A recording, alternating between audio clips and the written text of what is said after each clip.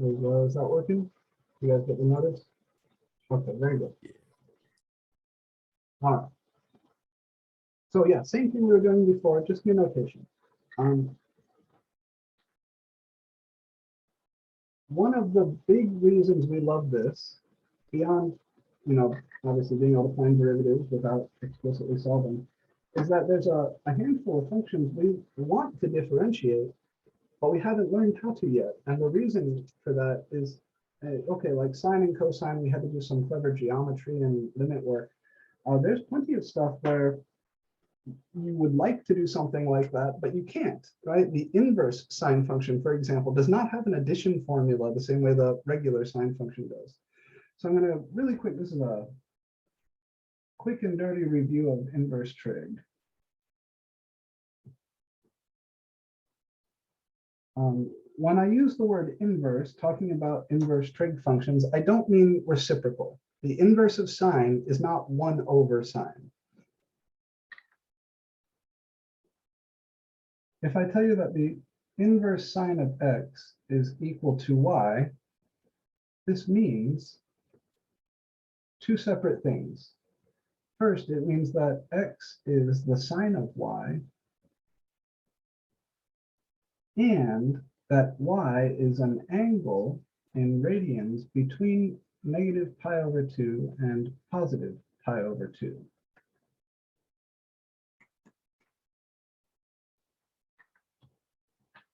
I'll give a second to write this down, and then we're going to spend a minute in Desmos while we're writing. Let me go ahead and give you the result for the inverse tangent function.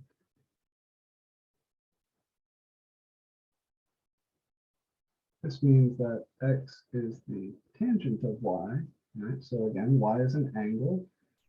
Each of these have their own restriction. The tangent is the same as sine, just with strict inequalities. Strictly less than rather than less than or equal to. I'll also give you cosine. And maybe we'll just stick with these three for now. This would mean that x is the cosine of y. And the restriction for cosine is 0 to pi. In your trig classes, you learn that the inverse trig functions are tools for finding angles when all you know are the side lengths, right? Like if I tell you that I've got a triangle,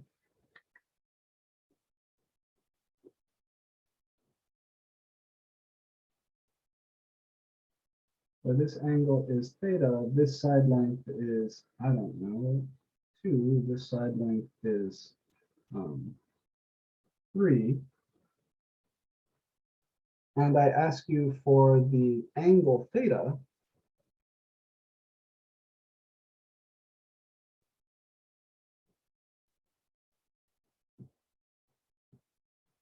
one of the ways you can do that, right, of course, you can complete the triangle using Pythagoras, right? 2 squared plus 3 squared is 4 plus 9 is 13. So this would be the square root of 13. Okay.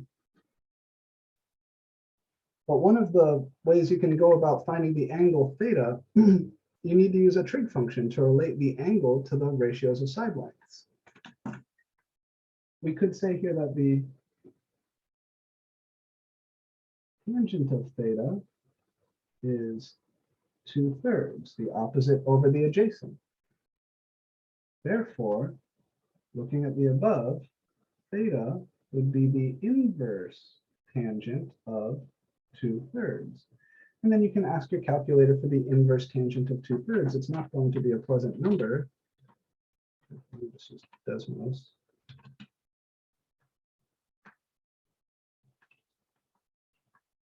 Right, so that's about 0.588 radians.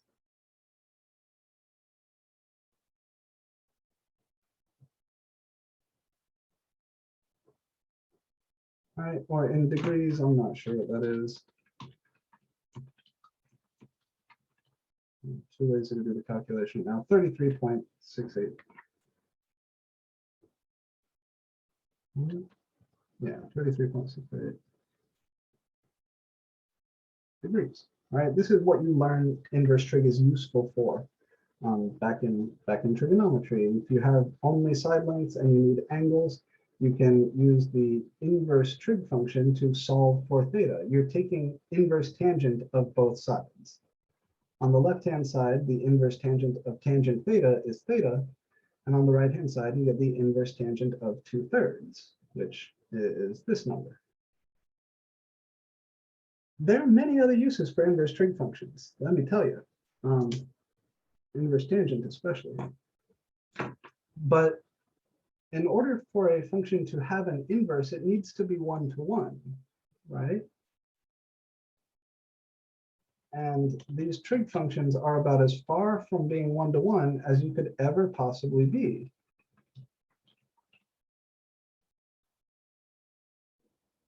If I look at the graph of the tangent function, who remembers what a 1-to-1 function is? How do you check for 1-to-1-ness? My pre-calc people. If the horizontal line test. Right.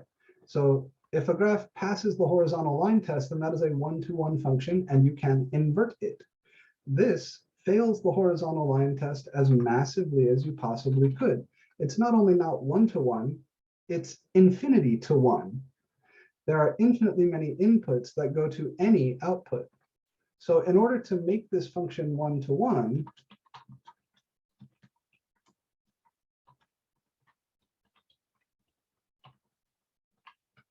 we restrict its domain. So if you just look at the green guy, he still has the same shape as the tangent function, but he passes the horizontal line test. So only after you've restricted the domain of the tangent function to that -π/2 to π/2 interval can you claim an inverse even exists. And then you can talk about the inverse of that, which is sometimes written as tan with a -1, sometimes written as arctan, same thing. And the idea is that, like all inverse functions, these have that symmetry about the line y = x. You can play the same game with e to the x and natural log of x, or x squared and the square root of x, or x cubed and the cube root of x. They all have this symmetry. That's what they mean to be inverses. So these are the inverse trig functions, and this is their definition. It's not just that the variables switch, right? Like when you invert functions, you switch the variables and solve. It's not just that the variables switch, it's also that there's a domain restriction associated that guarantees the original functions, sine, tangent, cosine, are 1-to-1. So hold here for a minute. These guys, arcsine or sine inverse, same thing, right? Arctangent or tan inverse, arc cosine or cos inverse, are the inverse of the regular trig functions. They're the things that undo the regular trig functions in this sense, right? In the sense that you have down here. They're worth studying in their own right because they're fascinating functions. And one of the things we want to do is differentiate them. So here's arctangent. We talked earlier about the limit of this guy as x goes to infinity, and negative infinity was one of the special functions we cared about there. Here's arcsine. Here's arccosine, or the inverse sine and inverse cosine. The range of sine and cosine is finite, right, from -1 to 1, which means that the domain of their inverses will be finite from -1 to 1. The range of tangent is infinite, and that's why the domain of arctangent is infinite. But these are the functions whose derivatives I want to find now. Arctan, arcsine, arccosine. And that's just a different way of writing the same thing. As this notation, right, with the -1 here. So usually when you see something written up here, it's a power, right? The exception is -1. -1 doesn't mean a power, it means the inverse function in this sense. So what we want to do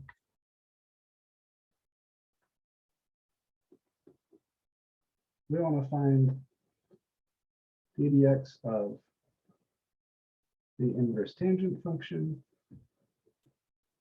ddx of the inverse sine function, and ddx of the inverse cosine function.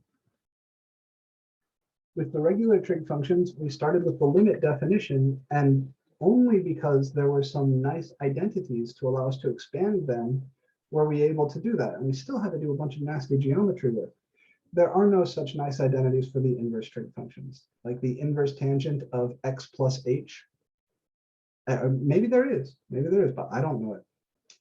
And I've never seen or heard of it. So I suspect that there are no such things. The only way we can go about this is by saying, well, inverse tangent, if I call this thing y, so I'm going to let y be inverse tangent of x, so y prime is d dx of inverse tangent of x. I'm going to write y equals inverse tangent of x, and then I'm going to try to find y prime, because that's the thing I want.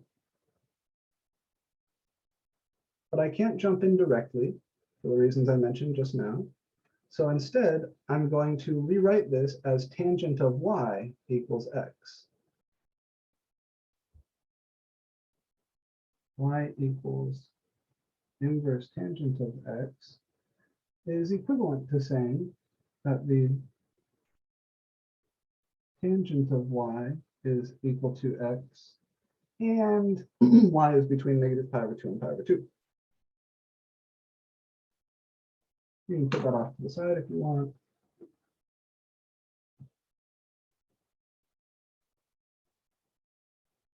It's not necessary for what we're doing, but it's good to be mindful. I cannot differentiate here, but I can differentiate here. If I apply the operator ddx to both sides here, I know how to differentiate tangent. Now that we know about implicit differentiation, I know how to differentiate tangent of y. And certainly I know how to take ddx of x itself. So applying the operator ddx,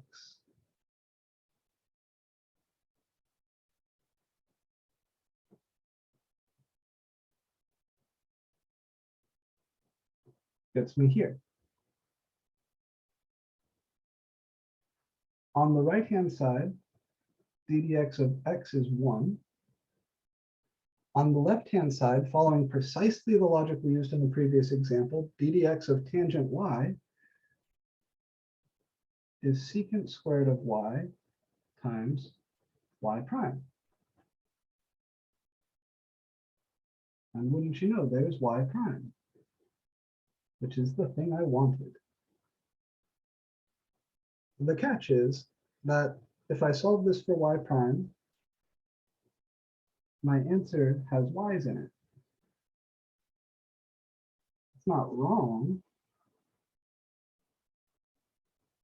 but I would really like to say that the derivative of the inverse tangent function of x is some other function of x. So once we get here, we pause and then ask, how do I write this in terms of x?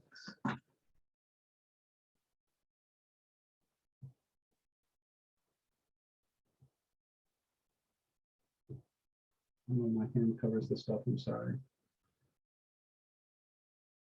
The curse of being a lefty. So I want to write that in terms of the variable x.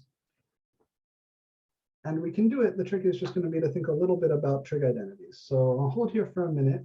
Questions up to this bottom line.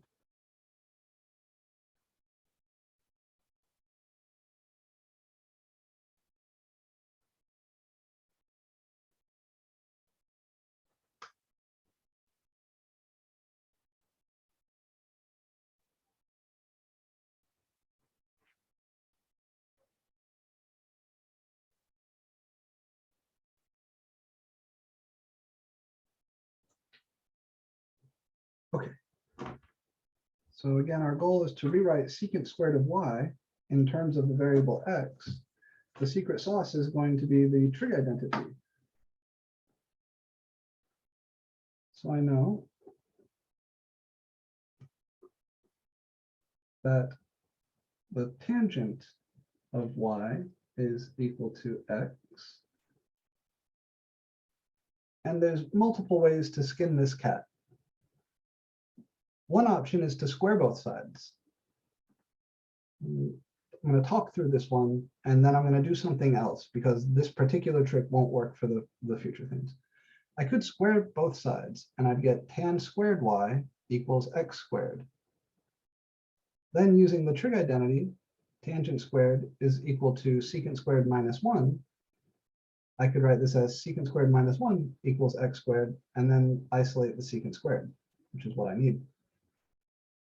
Or I can think of x as x over 1 and draw a triangle. Tangent, remember, is the opposite over the adjacent.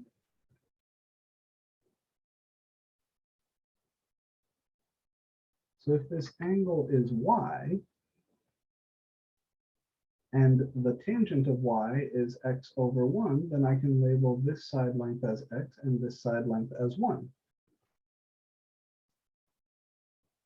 Completing the triangle using a squared plus b squared equals c squared.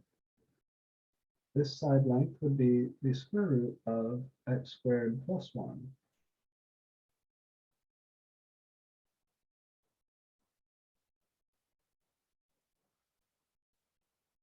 Now, y primed is 1 over secant squared of y. Let's see if we can get secant of y from this triangle. Secant is the reciprocal of cosine. Cosine is the hypotenuse, adjacent over the hypotenuse. So secant is the hypotenuse over the adjacent. That's the square root of x squared plus 1 over 1, or just that square root of x squared plus 1.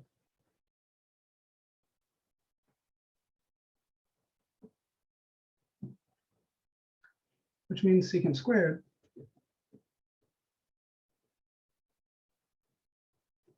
is that thing squared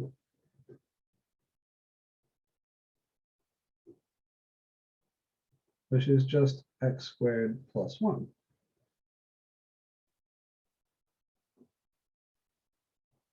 Period. Thus,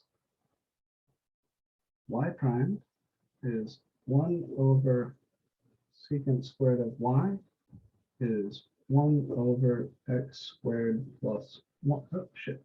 God damn it. Fucked it up on the punchline.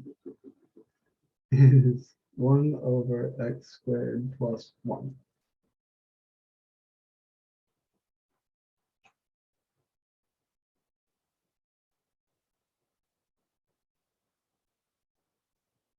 There's quite a bit here. And I don't mind telling you that I'm not going to make you recreate this exact thing. But I do want you to understand where it comes from.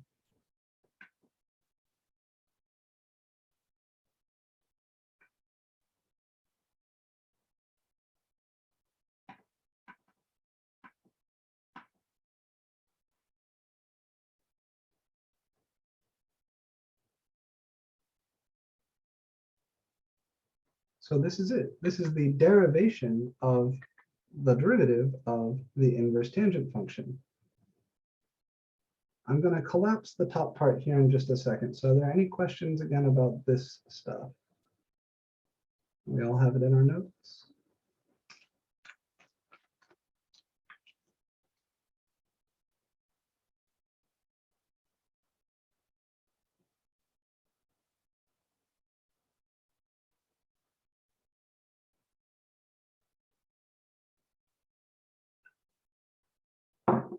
So remember, y prime was ddx of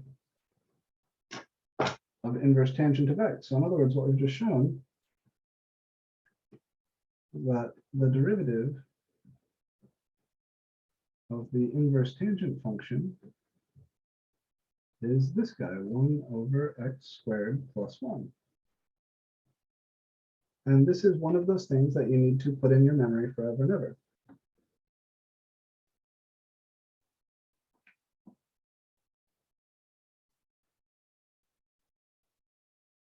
Now is as good a time as any to do it.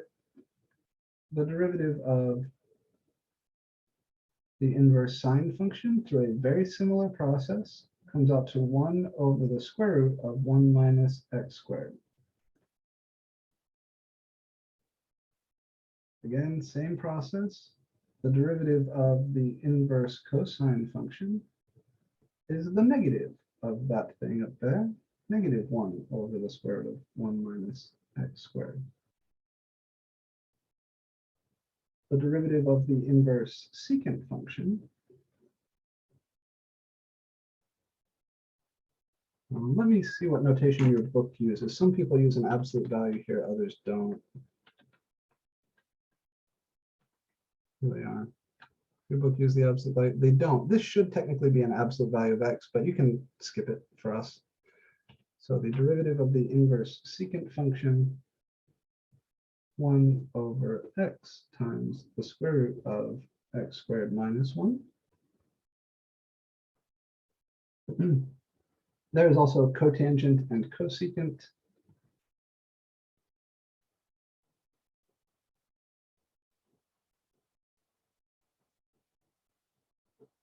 They each come just like going sine inverse to cos inverse, you just need a negative. Secant to cosecant, you just add a negative.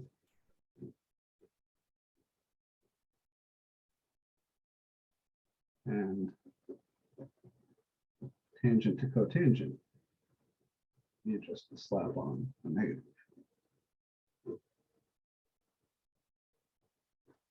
So these are the derivatives of all 6 inverse trig functions. It goes without saying that these are things you should know. Now, when it comes to space in your brain's hard drive that is worth dedicating to this stuff, the top 3. The top 3 you will actually use quite a bit. The bottom 3, less so. If you're wondering what's the most efficient way to remember these, tangent, sine, and secant. If you can get those 3 to stick in your head, then cosine, cosecant, and cotangent come for free. Just, to get the co-function, put a negative on there.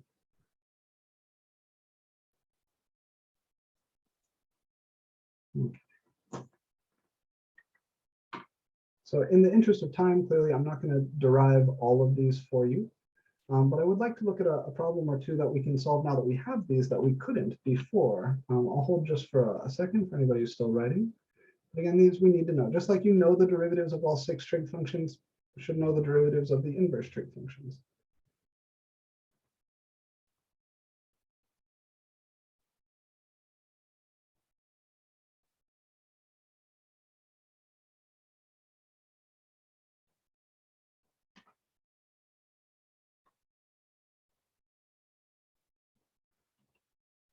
All right, let's find something fun. So there's plenty of stuff with wild curves like that. This guy. Let's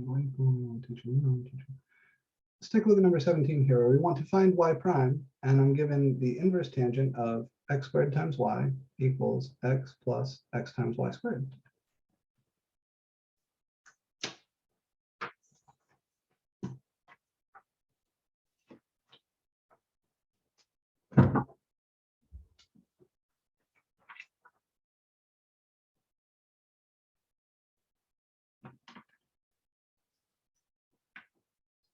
So I find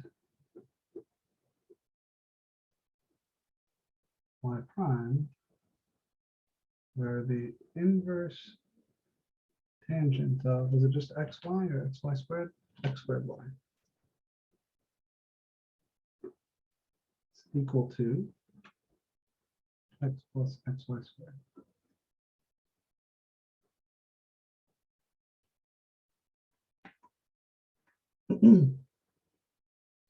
We're going to use what we just learned, that the derivative of the inverse tangent of plain old x is 1 over x squared plus 1, together with the chain rule, together with implicit differentiation, together with the product rule. It's a bit of a beast. I'll just slap on here a recall that, and I'll write it like this, inverse tangent of u If you prime all of that, this is kind of one of those general formulas that we talked about before with the chain rule, would be 1 over u squared plus 1 times u primed. Right, where prime indicates derivative with respect to x, and u is understood as a function of x, or some combination of x's and y's.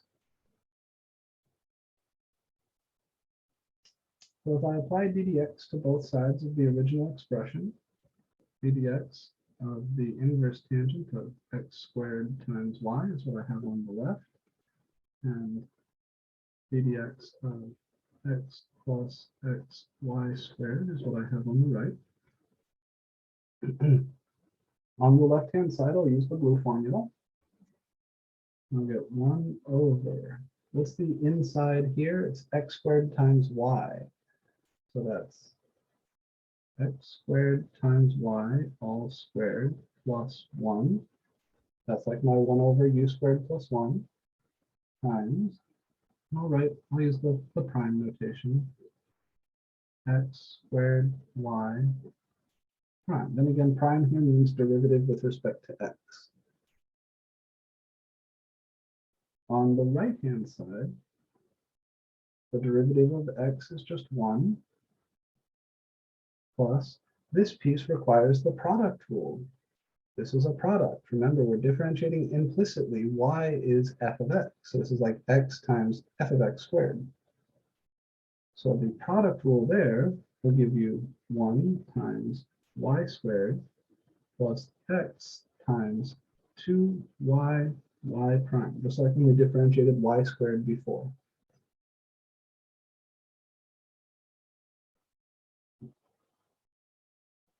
On the left-hand side, we still need to crunch out this little derivative from the chain rule, and he is also a product rule thing.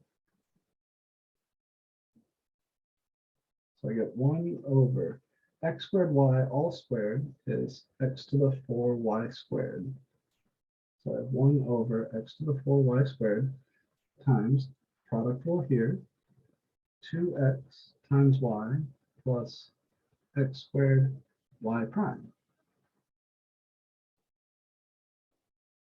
And on the right-hand side, I'll just write this as 1 plus y squared plus 2xy y prime. And because we're right at the edge of time here, I don't want to spend a whole lot of time solving for y prime, but I also don't want to leave you dangling without an answer. So if I distribute here, this thing, right, this times this plus this times this, I would get 2xy over x to the 4y squared plus 1, plus, I'll write the y prime out front, and then x squared over x to the 4y squared plus 1. On the right-hand side, I still have my 1 plus y squared plus 2xy y prime. And then the terms with the y prime would go to one side, the terms without it would go to the other. If I do that and then factor, I'll have x squared over x to the 4y squared plus 1 minus 2xy equals 1 plus y squared minus this term.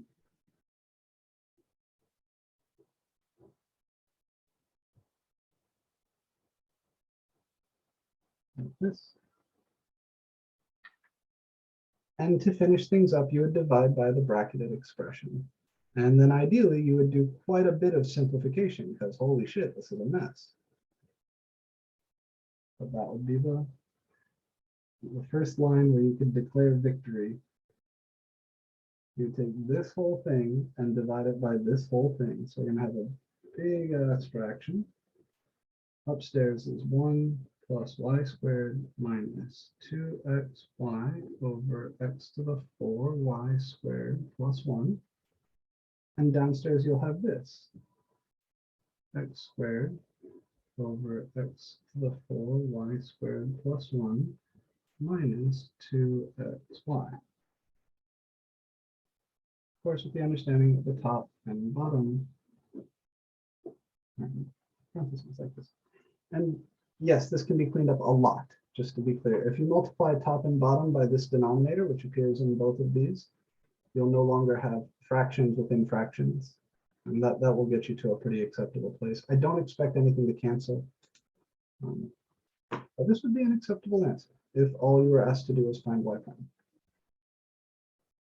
These problems can be easy, they can be really nasty. But the big deal is they were impossible before, and now they're possible. Next time, I'm going to show you how to differentiate the natural log function and other logarithms as a consequence. And then we're going to talk about related rates, which is where we're going to use this technique of implicit differentiation to see how objects related to each other through geometry change over time. Like if I have, something moving like a growing circle, how the radius and area are connected to each other as the radius grows, that sort of thing. So please put some time into this homework. I'm going to open up your fresh homework set right after class here. It's all implicit differentiation and log derivatives. You can ignore the log derivative stuff. Oh, yeah, no, we have one more class this week. Yeah, so ignore the log derivative stuff until we meet on Friday. And then on Monday of next week, we'll begin related rates. Put the time in here. I know we just got out of exam 1, and it's like the natural thing is to kind of take a deep breath and relax. Wonder that. All right. Promise me that by Monday you will genuinely have worked through that homework set. Again, I'll always grant extension requests if you put them in, but it's going to be very important in order for you to not fall behind that you have by Monday worked that homework set, because we're going to be using these techniques in application problems, and that can be a big hurdle on its own. It's not like going to be a separate new thing. It's going to build directly on what we're doing here. So that's it. That's all I have for you guys today. Your exams will be graded by next Monday. Is there anything else that you need to know from me before I let you go for the day? Real quick question. Do you still drop our lowest exam grade and replace it with the final grade? Yes, that's the case. So if your lowest midterm as a percentage is lower than you get on the final, I will replace that lowest midterm by the final. Yep. Thank you. Sure. Anything else you guys would need to know before we close? Alrighty, then I'm gonna go ahead and end the meeting here. I hope you guys have a lovely rest of your day. And if there's anything I can do to help you, please don't hesitate to reach out. Remember, if you haven't taken exam 1, last chance is this Friday during office hours. Make sure you come. Otherwise, I will see you guys in class on Friday.